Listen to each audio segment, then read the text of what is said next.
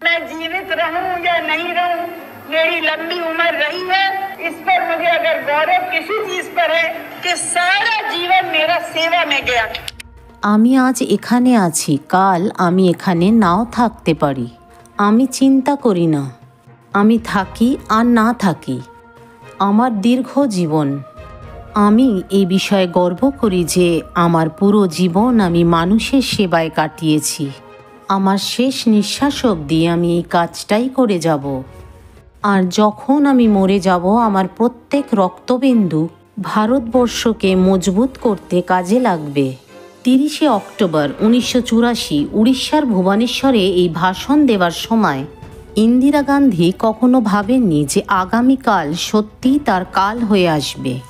পরের দিন 31শে অক্টোবর 1984 ইন্দিরা গান্ধীর পরিচালক ও অভিনেতা পিটার উস্তিনভকে সাক্ষাৎকার দেওয়ার কথা ছিল সকাল 9:12। ইন্দিরা গান্ধী নিজের সরকারি বাসভবন থেকে নিজের অফিসে যাওয়ার জন্য বেরোলেন। রোজের মতোই ইন্দিরা গান্ধী হেসে ওনার দেহরক্ষী বেয়ন্ত সিংয়ের দিকে দেখলেন, কিন্তু সেদিন বেয়ন্ত সিংয়ের ব্যবহার রোজকার মতো ছিল না। বেয়ন্ত সিংয়ের ব্যবহারে একবারও এরকম মনে হয়নি যে ওনার সামনে দেশের প্রধানমন্ত্রী দাঁড়িয়ে আছেন। বেয়ন্ত সিং ভয়ঙ্করভাবে নিজের সার্ভিস রিভলভার বের করে ইন্দিরা গান্ধীর ওপর গুলিবর্ষণ শুরু করে দিল। ইন্দিরা গান্ধী কিছু ভাবার আগেই ওনার দ্বিতীয় দেহরক্ষী সতবন্ত সিংও ওনার ওপর গুলিবর্ষণ শুরু করে দিল।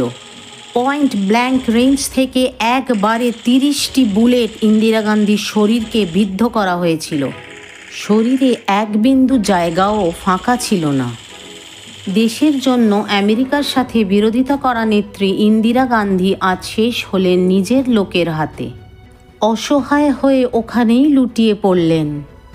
ইন্দিরা গান্ধীর নির্দেশে গোল্ডেন টেম্পলে 5 মাস আগে হওয়া মিলিটারি অপারেশন ব্লু স্টার এর প্রতিশোধ নিয়েছিল বেয়ন্ত সিং আর সতবন্ত সিং।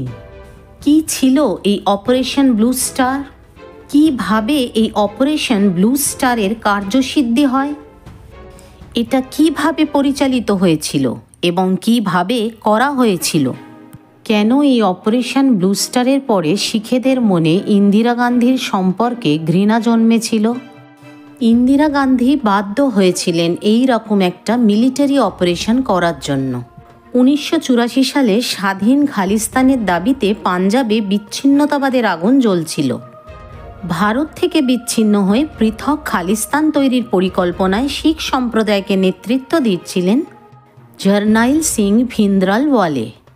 আন্দোলন দমনের জন্য তৎকালীন প্রধানমন্ত্রী শ্রীমতী ইন্দিরা গান্ধীর নির্দেশে পাঞ্জাবের স্বর্ণ মন্দিরে ভারতীয় সেনাবাহিনী ও পাঞ্জাবের বিচ্ছিন্নতাবাদীদের যে সংঘর্ষ হয় সেটাই অপারেশন ব্লু স্টার নামে খ্যাত। খালিস্তান আন্দোলন শুরু হয় 70-এর দশকে। প্রথম দিকে এই আন্দোলন অহিংস ছিল।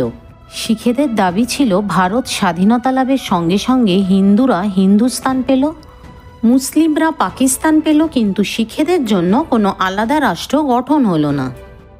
তাই আলাদা শিখ রাষ্ট্র গঠনের জন্য শিখেরা আন্দোলন চালাতে থাকে। এই আন্দোলনের নেতৃত্ব দেন জারনাইল সিং ভিন্দ্রানওয়ালে। তার নেতৃত্বে অমৃতসরের স্বর্ণ মন্দির চত্বরে চলতে থাকে অবাধ জঙ্গি তৎপরতা। এই মন্দির চত্বরে পুলিশের ঢোকা নিষিদ্ধ ছিল। তাই পাঞ্জাবের স্বর্ণ মন্দিরকে জঙ্গিরা তাদের নিরাপদ স্থান হিসেবে বেছে নিয়েছিল। জারনাইল সিং শিখেদের বোঝানোর চেষ্টা করেছিলেন যে হিন্দু অধ্যুষিত ভারতে গোলামের মতো বেঁচে থাকার কোনো মানে হয় না। শিখেদের জন্য পৃথক রাষ্ট্র গঠন করা দরকার। এই আদর্শে উদ্বুদ্ধ হয়ে শিখ সম্প্রদায়ের একটি অংশ তাকে সমর্থন করে। ক্রমশ পাঞ্জাবে হিংসাত্মক ঘটনা বাড়তে থাকে। সরকারি বিভিন্ন জায়গায় চলে খুন, লুটতরাজ, আক্রমণ চলে পুলিশের ওপরও, ছিনিয়ে নেওয়া হয় সরকারি অর্থ। আতঙ্কিত হয়ে ওঠেন সাধারণ মানুষ। পাঞ্জাবে আইনশৃঙ্খলা দ্রুত অবনতি ঘটতে থাকে। খালিস্তান সৃষ্টির জন্য পরিচালিত এই আন্দোলনকে বলা হয় খালিস্তানি মুভমেন্ট। প্রথম দিকে জারনাইল সিংয়ের সঙ্গে কংগ্রেস দলের ভালো সম্পর্ক ছিল, কিন্তু পরবর্তীকালে খালিস্তান আন্দোলনের ফলে এই সম্পর্ক নষ্ট হয়ে যায়। 1982 সালে বিচ্ছিন্নতাকামী শিখেরা গুরুদ্বারা ছেড়ে পাঞ্জাবের অমৃতসরের হরমন্দির সাহেব বা স্বর্ণ মন্দিরের অকাল তখ্ত ভবনে ঘাঁটি গড়ে তোলে। ফলে স্বর্ণ মন্দির এলাকায় তৎপর হয়ে ওঠে ভারতীয় সেনাবাহিনীর বিহার রেজিমেন্ট। 1 জুন বিচ্ছিন্নতাবাদীদের সঙ্গে সেনাবাহিনীর আলোচনা ব্যর্থ হয়। তাদের এই অনমনীয় মনোভাবের জন্য ভারত সরকার ভারতের অখণ্ডতা বজায় রাখতে এবং পাঞ্জাবে পুনরায় শান্তি প্রতিষ্ঠার উদ্দেশ্যে সেনাবাহিনী নামানোর সিদ্ধান্ত নেয়। সরকারি শীর্ষ স্তর থেকে একটি গুরুত্বপূর্ণ সিদ্ধান্ত নেওয়া হয়। শিখেদের সবচেয়ে পবিত্র তীর্থস্থান স্বর্ণ মন্দিরে সেনাবাহিনীর অভিযান চালানো হবে। এই অপারেশনের নাম দেওয়া হয়েছিল অপারেশন ব্লু স্টার। মূলত বিদ্রোহীদের স্বর্ণ মন্দির থেকে বহিষ্কার করাই ছিল এই অপারেশনের মূল লক্ষ্য। 1984 সালের 3রা জুন পুরো মন্দির চত্বর প্যারামিলিটারি দিয়ে ঘিরে ফেলা হয় আর বিচ্ছিন্নতাবাদীদের আত্মসমর্পণ করতে আর মন্দির খালি করে দেওয়ার জন্য বলা হয়। কিন্তু সেনাবাহিনীর এই আবেদনে বিচ্ছিন্নতাবাদীরা সাড়া দিল না। সাংবাদিকদের সবাইকেই আগেই পাঠিয়ে দেওয়া হয়েছিল পাঞ্জাবের বাইরে। গোটা রাজ্য কারফিউ জারি হলো। রাস্তার মোড়ে মোড়ে আর্মি চেকপোস্ট বসানো হলো যাতে বাইরে থেকে কোনো অস্ত্র প্রবেশ করতে না পারে। পদাতিক সেনাবাহিনীর 5টি ব্যাটালিয়ন, 2 কোম্পানি কমান্ডো, 6টি ট্যাঙ্ক, 2 কোম্পানি প্যারামিলিটারি তৈরি রাখা হয়েছিল এই অপারেশনের জন্য। এই অপারেশনের ইনচার্জ ছিলেন major general Kuldeep Singh Brar. 1 June থেকে 8ই জুন পর্যন্ত এই অভিযান চলেছিল। 5ই জুন সকালে অপারেশনে অংশ নেবে সেনাবাহিনীর যে সদস্যরা, তাদের সবাইকে মেজর জেনারেল কুলদীপ সিং ব্রার নিজে ব্রিফ করেন। সেনাবাহিনীর প্রতি নির্দেশ ছিল যে তারা একটি পবিত্র তীর্থে ঢুকেছে, তাই যত কম মৃত্যু হয় ততই মঙ্গল এবং মন্দিরের যেন কোনো ক্ষতি না হয়। অপারেশন শুরু হয়েছিল রাত 10টায়। এই অপারেশনের নেতৃত্ব দিয়েছিলেন জেনারেল সুন্দরজিৎ, জেনারেল দয়াল আর জেনারেল ব্রার।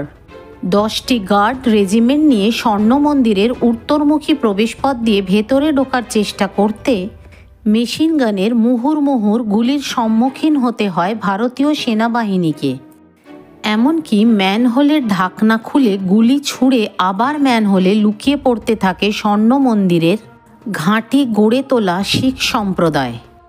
ভারতীয় সেনাবাহিনীর দুর্নীতির অভিযোগে বহিষ্কৃত এক অফিসার শাহবেগ সিং স্বর্ণ মন্দিরের অভ্যন্তরে প্রতিরোধ ব্যবস্থা তৈরি করতে জার্নাইল সিংকে সাহায্য করেছিল। ফলে ভারতীয় সেনাবাহিনীকে যথেষ্ট বেগ পেতে হয়েছিল। ইট এবং বালির বস্তা দিয়ে এমনভাবে স্বর্ণ মন্দির ঘেরা ছিল যে সিএস গ্যাসের ক্যানিস্টার ফাটানোর চেষ্টা ব্যর্থ হয়।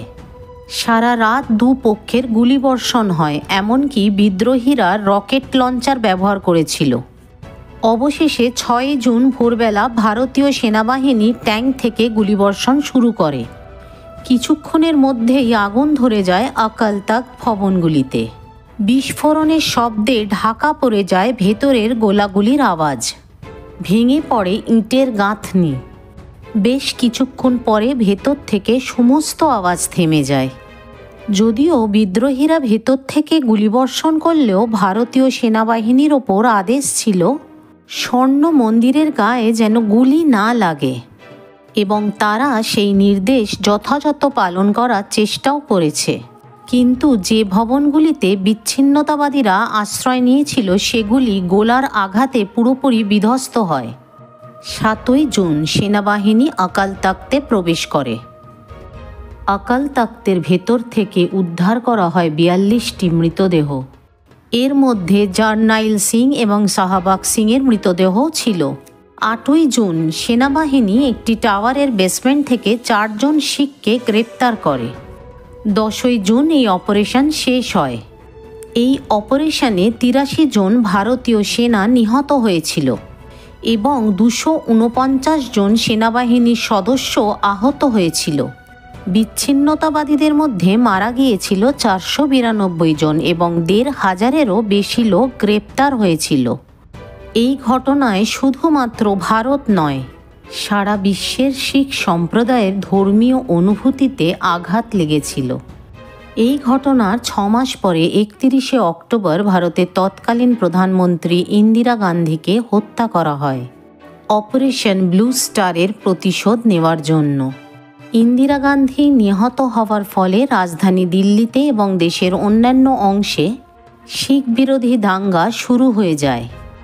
এর ফলে বহু নিরীহ শিখ মারা যান। 2012 সালে অবসরপ্রাপ্ত জেনারেল কুলদীপ সিং ব্রার লন্ডনে দুষ্কৃতীদের দ্বারা আক্রান্ত হন এবং আহত হন। এই ঘটনাটি অপারেশন ব্লু স্টারের প্রতিহিংসার ফল বলে মনে করা হয়। ভারতে বর্তমানে শিখরাও অন্যান্য সম্প্রদায়ের সঙ্গে মিলেমিশে বাস করছে। ভারতের সার্বভৌমত্ব এবং শান্তি বজায় রয়েছে। এমনকি শিখ সম্প্রদায়ভুক্ত শ্রী মনমোহন সিং 10 বছর ভারতের প্রধানমন্ত্রী ছিলেন। কিছু বিচ্ছিন্ন ঘটনা বাদ দিলে অপারেশন ব্লু স্টার বর্তমানে অতীতের ঘটনা হিসেবে ইতিহাসের পাতায় রয়ে গেছে। চ্যানেলটিকে সাবস্ক্রাইব করে কমেন্টের মাধ্যমে নিজের মতামত জানিও আর অনেক শেয়ার করে দিও।